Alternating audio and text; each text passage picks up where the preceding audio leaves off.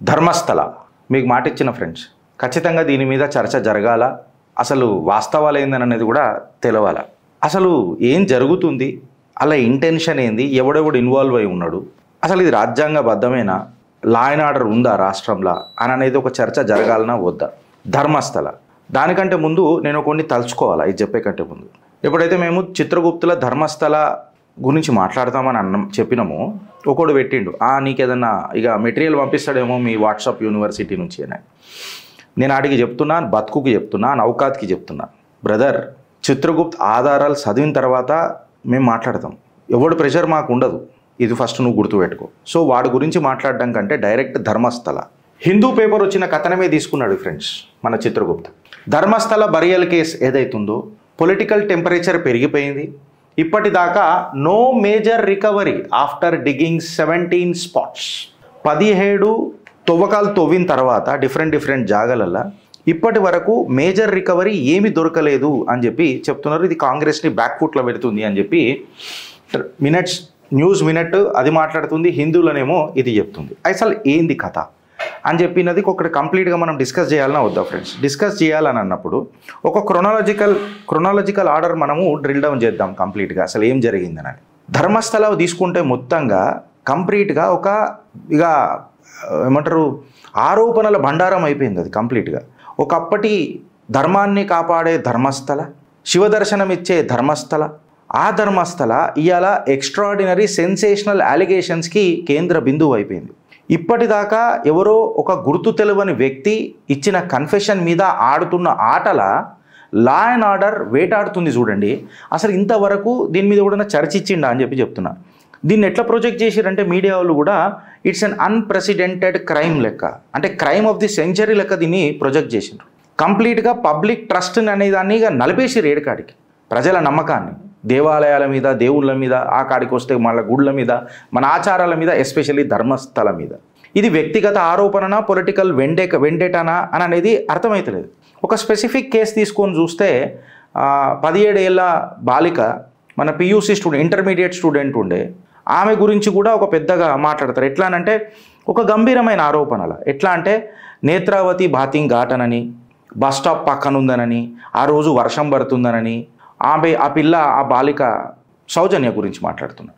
ఆ బాలిక అంబ్రెల్లా పట్టుకుందని ఒక ఈవెంట్ క్రియేట్ చేస్తారు. అంటే టైం లైను, మూవ్మెంటు, ఇవన్నీ ఒకటి సీక్వెన్స్ ఆఫ్ ఎవిడెన్సెస్ లేకపోతే సీక్వెన్స్ ఆఫ్ ఈవెంట్స్ పోర్ట్రేల్ చేస్తారు. ఎట్లా నేత్రావతి ఘాటనని, బస్ స్టాప్ అని, ఆ రోజు వర్షం పడుతుంది, అంబ్రెల్లానని, ఇది బాగా వస్తుంది.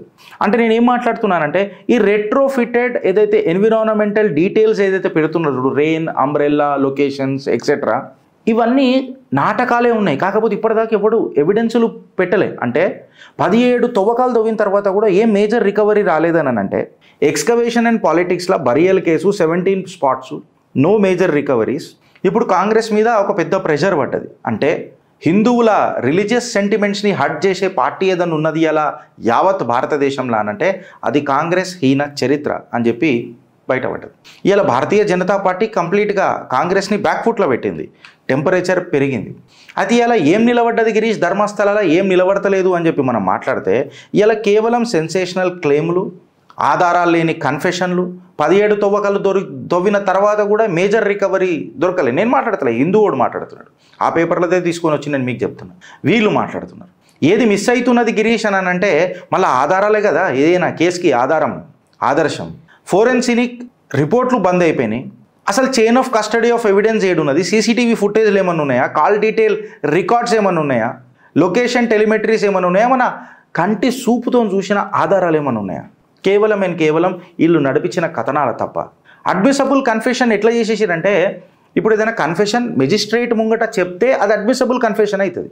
గిరీష్ గారు మాట్లాడంగానే అది కన్ఫెషన్ అయిపోతుందా? మెజిస్ట్రేట్ ముంగట అది రికార్డు కావాలి. నేను రాజ్యాంగం మాట్లాడుతున్నా.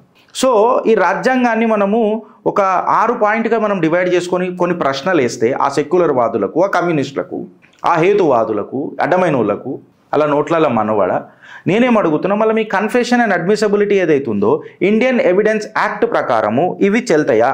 ఇవి మెజిస్ట్రేట్ ముంగట మీరు పెట్టినరా? కేవలం ఒక లీడ్ని పట్టుకొని వితౌట్ ప్రూఫ్ దాన్ని కుక్కతోక పట్టుకొని గోదావరి తిన్నట్టు ఈదనికి ప్రయత్నం చేశారు. దాని తర్వాత మీరు 17 జాగాలలో తవ్విర్రు, ఏమైనా మేజర్ రికవరీలు దొరికినాయా?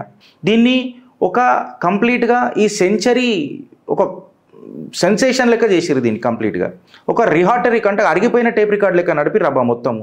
అయితే ఇలా ప్రజలంతా షాక్ వాల్యూకు గురువైపోయినారు. ఇప్పటిదాకా ఆధారాలతో ముంగడికి పోయి ప్రొబేటివ్ మెటీరియల్ దొరకలే మనకు. సీన్ క్రియేట్ చేసిండ్రు కంప్లీట్గా. అంబ్రెల్లా, ఘాటు, లొకేషను, ఇదంతా చేసిరు. ఇదేమన్నా రీజనబుల్ ఏమైనా ఉన్నారా అని అంటే ఒక్కటి కూడా రీజన్ లేకపోయింది. అంటే నేను అనేది స్పెక్యులేషన్ అనేది మీ ప్రొబేటివ్ వాల్యూకి ఏమన్నా మద్దతు తెలుపుతుందా అని అడిగితే వీళ్ళు ఏమైనా ఆన్సర్ ఇస్తారా అని అంటున్నా. స్టాండర్డ్ ప్రూఫ్స్ ఏమైనా వాడి రెఫరెన్స్ ఇప్పటిదాకా వీళ్ళు చేసిన ఆరోపణలలో రాజ్యాంగం చెప్పిన ప్రకారము, భారతీయ ఎవిడెన్స్ యాక్ట్ ప్రకారము చెప్పాల్సిన ఏవైతే ప్రూఫ్స్ ఉన్నాయో, ప్రొడ్యూస్ చేయాల్సిన ప్రూఫ్స్ ఏవైతే ఉన్నాయో ఆ ప్రొసీజర్స్ వీళ్ళు ఫాలో అయినరా? కాలే. సో స్పెక్యులేషన్ అనేది ప్రొబేటివ్ వాల్యూకి ఈక్వల్ చేసి పడేసారు. మళ్ళా నా రిలీజియస్ రెప్యుటేషన్ని మీరు హామీ చేసిరు కదా. According to the IPC 499 and 500 నేను డిఫమేషన్ పోవచ్చు కదా. పబ్లిక్ మిస్చీఫ్ చేసినందుకు ఐపీసీ 505 కూడా మీకు అట్రాక్ట్ అవుతుంది కదా. ఇవాళ వాళ్ళందరినీ సుక్కలు చూపెట్టాలి ఫ్రెండ్స్ మనం అందరం. ఎందుకనంటే నువ్వు 17 తవ్వకాలు తవ్వితే 0 రికవరీస్. కాకపోతే నా ధర్మాన్ని నువ్వు ఒక ఫేక్ ప్రాపగండా చేసినావు. ఇది జెన్యూనా అని చెప్పి నేను చెప్తున్నాను. ఇప్పుడు 2 గంభీరమైన ఆరోపణలు ఉన్నాయి ఈ ధర్మస్థలలో. ఒకటేమో సౌజన్య కేసు విక్టిమ్, ఇంకొకటేమో అనన్య భట్ మణిపాల్కి చెందిన స్టూడెంట్ అని చెప్పి చెప్తారు. మన సౌజన్యనేమో ఇంటర్మీడియట్ చదువుతున్న విద్యార్థిని, బాలిక కరెక్ట్గా చెప్తే. నేత్రావతి బాతింగ్ ఘాట్ దగ్గర బస్ స్టాప్ దగ్గర లొకేషను అంబ్రెల్లా పట్టుకొని ఉంటే కాలేజీల నుంచి ఆమె మిస్ అయిపోయిందని చెప్పి మన సౌజన్య కేసులో 2012లో ఈ మాట మాట్లాడతారు. అంటే మళ్ళీ ఆమె అటాప్సీ ఫోరెన్సిక్ ఫైండింగ్స్ తీసుకొని చూస్తే, పోస్ట్ మార్టం రిపోర్ట్స్ చూసుకొని చూస్తే మల్టిపుల్ అబ్రాషన్స్ ఉన్నాయి, డ్రాగింగ్ ఆమెను ఇట్లా గుంజుకోపోయినట్టు ఉన్నాయి, సూపర్ఫిషియల్ నెక్ ఇంజురీస్ ఏదేదో కొంచెం ఉన్నాయి, మడ్ పార్టికల్స్ వెజినాలో దొరికినాయి అని చెప్తున్నారు. కాకపోతే సెమన్ దొరకనప్పుడు రేపు కాలే కదా. సో వీళ్ళందరూ ఏం నాటకం దింపిర్రు అని అంటున్నా. ఆమె కాజ్ ఆఫ్ డెత్ ఏమైనా ఉన్నది అని అంటే ఆమెను గ్లాక్గా పోయినరు ఇట్లా, అందుకే ఆమెను ఫిజికల్ ట్రామాకు గురయ్యి ఆమె డ్రాగ్ చేసినందుకు చచ్చిపోయింది అని చెప్పి చెప్తున్నారు. ఇన్వెస్టిగేషన్ దగ్గర ఏం మాట్లాడుతున్నాము అని అంటే దీన్ని కంప్లీట్గా ఎవరైతే అక్యూజ్డ్ ఉన్నారో నిశ్చల్, మలిక్, ఉదయ్ జైన్ ఎక్సెట్రా వీళ్ళకి ఏ లింకు ఇప్పటిదాకా దొరకలే. సిఐడి మళ్ళీ రీఇన్వెస్టిగేషన్ చేసినాక కూడా అవుట్కమ్ ఏమున్నది రాబాయ్ అని అంటే ఛార్జ్ షీట్ డిలే చేసినారు పోలీసు వాళ్ళు. దాని తర్వాత బెయిల్ దొరికింది అక్యూజ్డ్కి సర్కమ్స్టాన్షియల్ ఎవిడెన్స్తోని, అది కూడా కన్విక్షన్కి చాలా వీక్ ఉన్నది ఇప్పటిదాకా. మళ్ళీ వీళ్ళు ఏం సాధించారు లా అండ్ ఆర్డర్లో సిఐడి రీఇన్వెస్టిగేషన్ చేసిన తర్వాత. సోషల్ బ్యాకప్ మనం బ్యాక్డ్రాప్ తీసుకొని చూస్తే ఫ్రెండ్స్ ఎమోషనల్గా ప్రొటెస్టులు జరిగినాయి, పోలీసులు కొల్యూడ్ అయిపోయి ఉన్నట్టు కనిపించింది, అడ్డమైన స్లోగన్లు కనిపించినాయి, పొలిటికల్ ఇంట్రెస్ట్లు కనిపించినాయి, ఎక్స్ప్లాయిటేషన్లు కనిపించినాయి. ఇన్ఫ్యాక్ట్ చెప్పాలంటే కమ్యూనల్ టెన్షన్స్ లేపే గంభీరమైన ఆరోపణలు కనిపించినాయి.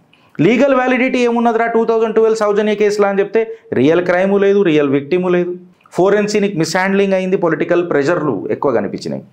మళ్ళా ఆ బాలికకు వాళ్ళ తల్లిదండ్రులకు న్యాయం దొరికిందా? ధర్మం దూరం మాట. ఇన్వెస్టిగేషన్ ఎన్ని రోజుల నుంచి 2012 నుంచి గడివి కింద. సేమ్ కేస్ అనన్య భట్ కూడా. ఆమె ఒక ఎంబీబీఎస్ స్టూడెంట్ మణిపాల్, కాకపోతే ఆమె మణిపాల్ యూనివర్సిటీలో చదువుతున్నది అని అనేది ఇంతవరకు ఒక్క రికార్డు కూడా లేదు. మళ్ళీ ఈ నరేటివ్ 2003 నుంచి రివైవ్ అయి 2023-25 దాకా కూడా వచ్చింది ఇప్పటిదాకా. మళ్ళీ ఇది ఫేక్ నెరేటివా ఏం నెరేటివా నాకు అర్థమవుతలేదు. ప్రేతాత్మలను చంపుతున్నారా కూడా ఇంత అర్థమవుతలేదు. ఎందుకంటే ఈ అనన్య భట్ అనే ఈ మహిళ ఎంబీబీఎస్ చేస్తున్న మహిళ మణిపాల్ యూనివర్సిటీలో లేనేలేవు. ఈమెను ఏమని ఆరోపించారు అని అంటే టెంపుల్ స్టాఫ్ ఒక డార్క్ రూమ్లోకి తీసుకుపోయి 3 months ఆమెను టార్చర్ పెట్టిన, ఆమె 3 నెలలు కోమాలకు కూడా పోయి ఉండే, బెంగళూరు హాస్పిటల్ ఉండే అని చెప్తారు. మళ్ళీ ఫోరెన్సిక్ మెటీరియల్ ఏమన్నా దొరికిందా అని అంటే దొరకలే. ఏం దొరికినాయి అని అంటే ఆమె ఎక్స్కవేటెడ్ బోన్స్ దొరికినాయి, డిఎన్ఏ మ్యాచ్ మాత్రం దొరకలే.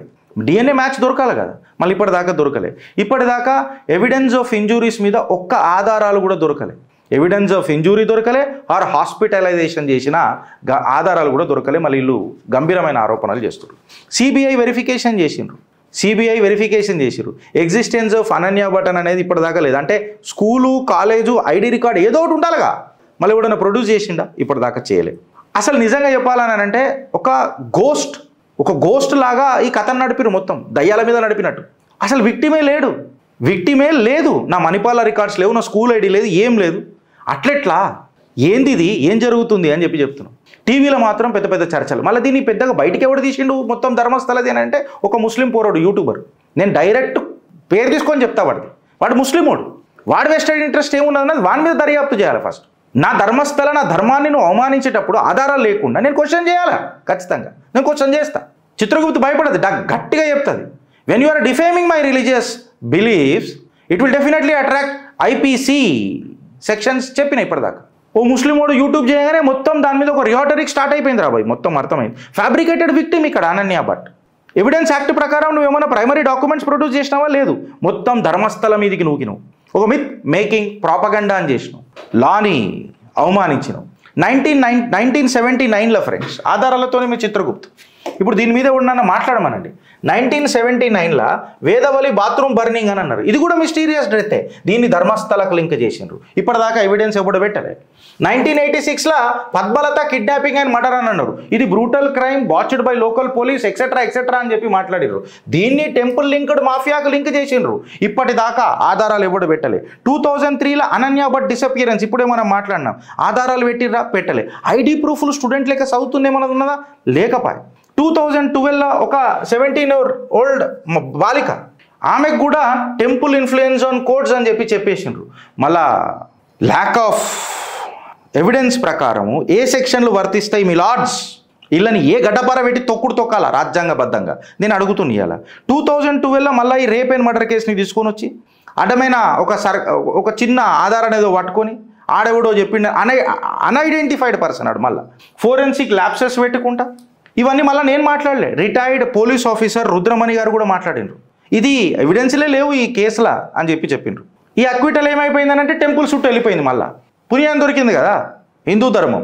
మళ్ళీ దీని మీద ఇప్పుడు నేను ఏమంటున్నా అంటే ప్రూఫ్ లేకుండా నువ్వు చేయడం అనేది మళ్ళీ ఆర్టికల్ 20(3) అండ్ ఆర్టికల్ 21ని వాయిలేట్ చేసుడా కాదా నేను అడుగుతున్నా. మీకు సైకలాజికల్ ఎవాల్యుయేషన్ లేకపోయే, ఫోరెన్సిక్ ఇంజురీ అనాలిసిస్ లేకపోయే, మీ కన్ఫెషన్స్ తప్పైపోయా, కోర్టుని మీరు అవమానపరుస్తున్నారా, you are misleading the court arguments అయిపోయా, చైన్ ఆఫ్ కస్టడీని మీరు ఎవిడెన్స్ లేక చేయలేకపోతున్నారా, ఏడికేనవుతుంది అని చెప్పి మాట్లాడుతుంటే ఒక్కొక్క చిన్న క్వశ్చన్ వస్తుంది ఫ్రెండ్స్ నాకు. 1979లో ఎప్పుడైతే ఈ ఘటన జరిగిందో అప్పుడు ఎవరున్నారు? ఇంట్లో కాంగ్రెస్ ఉన్నది. 1986లో ఎవరున్నారు? కాంగ్రెస్ ఉన్నది. 2003లో ఎవరున్నారు? కర్ణాటకలో కాంగ్రెస్ ఉన్నది. 2012లో ఎవరున్నారు? కాంగ్రెస్ ఉన్నారు. మళ్ళా మహిళా బాలిక 17 సంవత్సరాల మహిళా బాలిక ఇష్యూ జరిగినప్పుడు, ఇన్వెస్టిగేషన్ జరిగినప్పుడు, ఫోరెన్సిక్ ల్యాబ్సెస్ జరిగినప్పుడు ఇదంతా జరిగింది కాంగ్రెస్ హయాంలో కదా. మళ్ళీ అప్పుడు హోంశాఖ మాత్యులు ఎవరు? ముఖ్యమంత్రులు ఎవరు? దీని మీద మనం మాట్లాడినామా లేదా?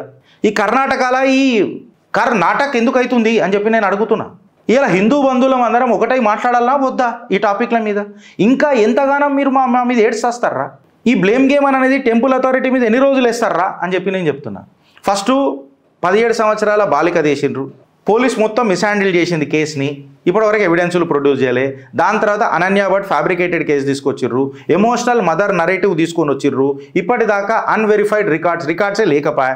అనానిమస్ కంప్లైంట్లు మళ్ళీ ఎవడిచ్చిండో తెలియదు ఆకాశరామన్న వార్తలతోని. మళ్ళీ ఈ కాంగ్రెస్ ఇంకా సెక్యులర్ లాబీస్టులు అందరూ కలిసి కంప్లీట్ ఎవరి మీదకి నూకిర్రు అని అంటే నా ధర్మస్థలం మీదకి నూకిండ్రు. వాళ్ళ అజెండా ఏమున్నది రాబోయే అని అంటే మన వీరేంద్ర హెగడే గారిని అవమానపరిచి ఆయన మీద బురద జల్లాలనే ఒక ప్రయత్నం. ఎందుకు అని అంటే ఇప్పుడు ఇక దోసుకోనికి ఏం లేదు కదా. కర్ణాటకలో ధర్మస్థల ఆస్తులన్నీ దాని పబ్లిక్లకు తీసుకొని మన ప్రైవేట్ ఇప్పుడు మన వీరేంద్ర హెగడే వారి కుటుంబం ధర్మస్థలాన్ని నడుపుతారు, సేవా కార్యక్రమాలు చేసుకుంటూ నడుపుతారు. ప్రభుత్వ ఆధీనంలోకి తీసుకురావాలా. ఆ ప్రభుత్వ ఆధీనంలోకి రాగానే ప్రాపర్టీస్ అన్ని ఆక్షన్ చేసుకోవాలా, లేకపోతే మా మిత్రులకు, బంధువులకు, ఎక్స్టెండెడ్ ఫ్యామిలీలకు పంచుకోవాలా. నిన్ను ఒక రాజకీయ ముద్దా చేయాలా. ఎట్లా చేయాలా?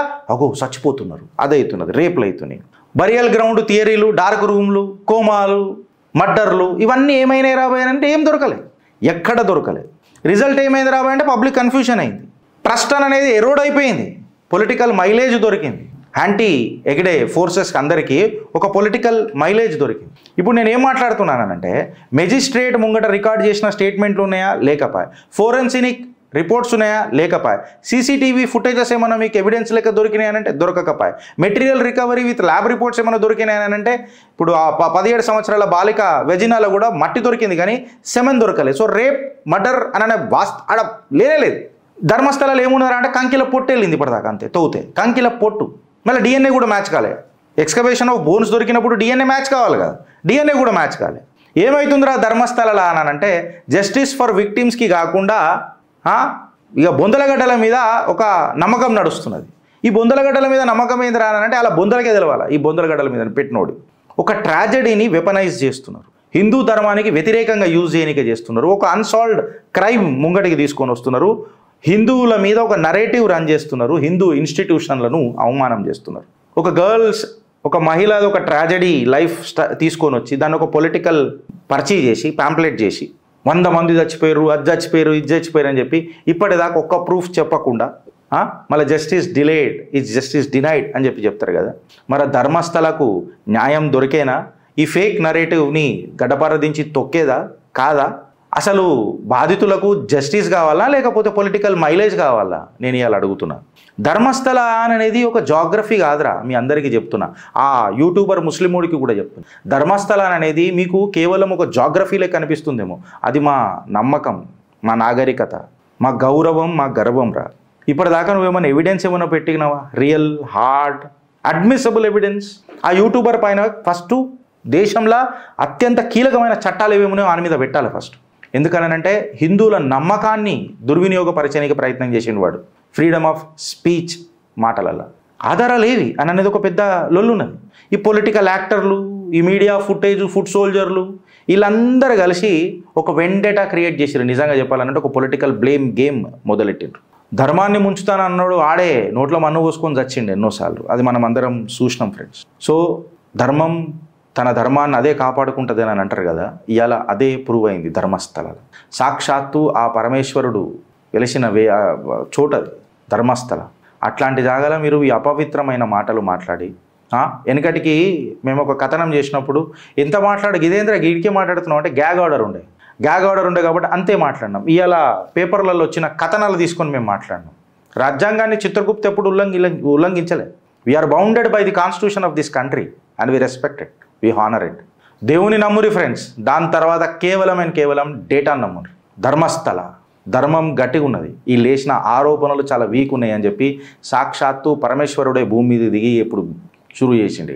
ధర్మహింస తదైవచ, నా కొడుకులను ఎవడెవడైతే ఇదంతా లేపినరో వాళ్ళ మీద స్ట్రింజెంట్ యాక్షన్ ఉండాలా లేదా మీ కమెంట్ రూపంలో చెప్పారు ఫ్రెండ్స్. కంటెంట్ నచ్చితే ఒక నలుగురికి షేర్ చేయండి ఫ్రెండ్స్. అండ్ సబ్స్క్రైబ్ బటన్ కొట్టకుండా ముంగడు ఓకురు ఫ్రెండ్స్. కష్టపడి మీ దగ్గరికి కంటెంట్ తీసుకొస్తాం. భారత్ మాతాకి జై.